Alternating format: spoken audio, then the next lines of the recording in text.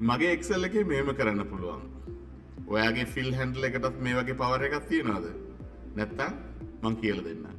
මෙතන ෆෘට් එකක නම තියෙනවා. මම මේක පල්ලෙහාට මෙහෙම ඇදගෙන ආවොත් අනිත් ෆෘට්ස් වලත් නම් මෙතන එනවා. ඒ වගේම කලර් එකක් තියෙනවා. මම මෙහෙම පල්ලෙහාට ඇදගෙන එන්නම්.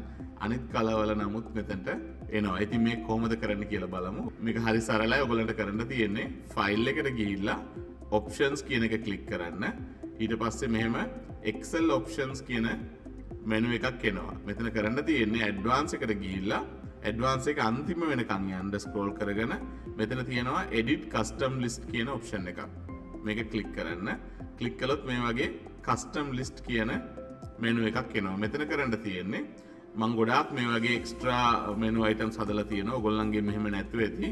ඉතින් මෙතන කරන්න තියෙන්නේ ඔයගොල්ලන්ට new list කියන එකට ගිහිල්ලා ඔයගොල්ලන්ට හදන්න තියෙන details මෙතන දාන්න තියෙන්නේ. ඉතින් මම මෙතනට ගිහිල්ලා මම 1 2 3 කියලා දාගන්න.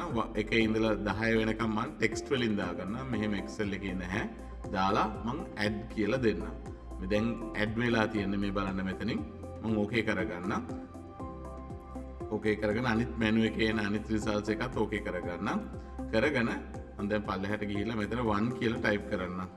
1 කියලා type කරලා දැන් මම මේක පල්ලෙහාට අරගෙන යන්න. දැන් බලන්න magic එක.